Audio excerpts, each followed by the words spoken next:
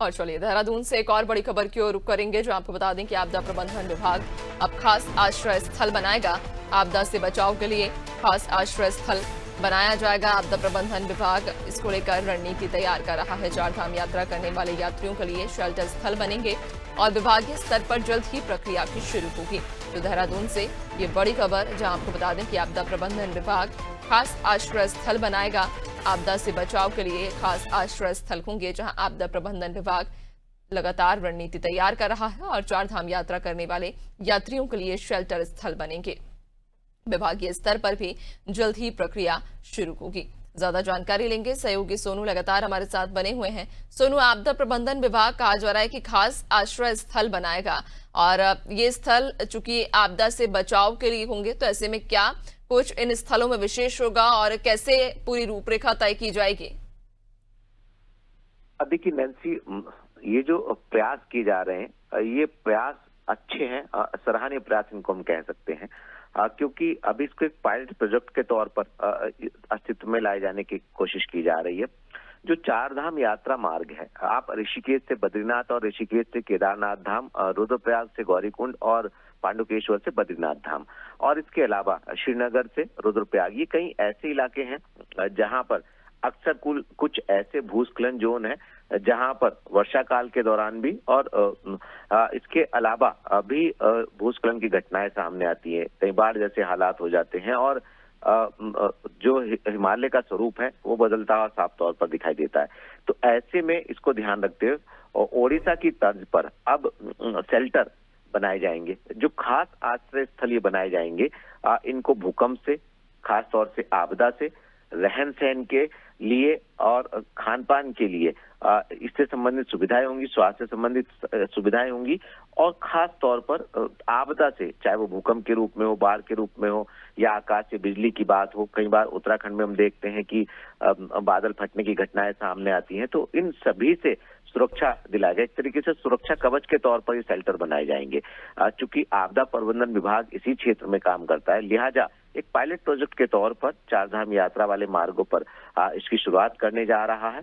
और इसके साथ साथ आने वाले समय में ये पायलट प्रोजेक्ट अगर आपदा प्रबंधन विभाग का सफल रहा तो अन्य क्षेत्रों में भी इसका विस्तार किया जाएगा, क्योंकि ये ऐसा संवेदनशील क्षेत्र है यात्रा वाला, जहां पर अक्सर भूस्खलन की घटनाएं सामने आती हैं। और वर्षा काल जब होता है तो जो गदेरे हैं, जो नदियां हैं, खास तौर से बरसाती नदियां, जो गंगा की सहायक नदियां हैं, उनमें जब जल का उफान होता है तो उस दौरान कहीं ना कहीं यात्रियों को मोटर मार्गों पर ही प्रतीक्षा करनी पड़ती है। उस उद्देश्य को ध्यान में रखते हुए, इस पहलू को ध्यान में रखते हुए विभाग ये कदम उठाने जा रहा है और इसको धरातल पर विश्व जो ये शेल्टर हैं, इनको विश्व बैंक पोषित प्रिपेयर योजना के माध्यम से तैयार किया जाएगा। तो अब देखना होगा कि आखिर कब तक इसकी शुरुआत होगी और वास्तव में कितने लोगों को बाहर से आने वाले और कितने स्थानीय लोगों को आने वाले समय में इसका लाभ मिल पाएगा।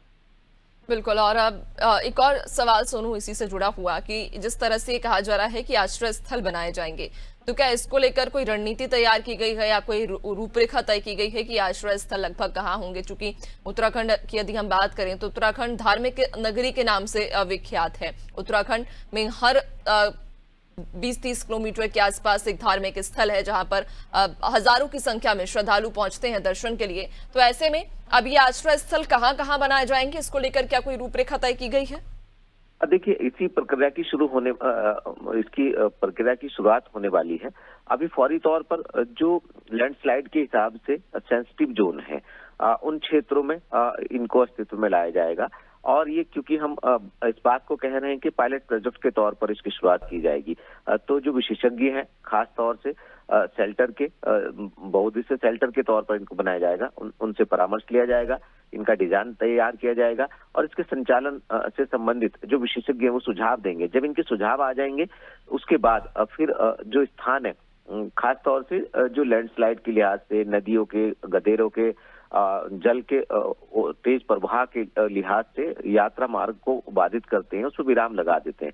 तो ऐसे स्थान चयनित किए जाएंगे। ऋषिकेश से लेके बद्रीनाथ तक, ऋषिकेश से लेके केदारनाथ धाम तक कई ऐसे स्थान है, खास तौर से ऊंचाई वाले पर्वतीय क्षेत्र जहां पर अक्सर भूस्खलन होता है।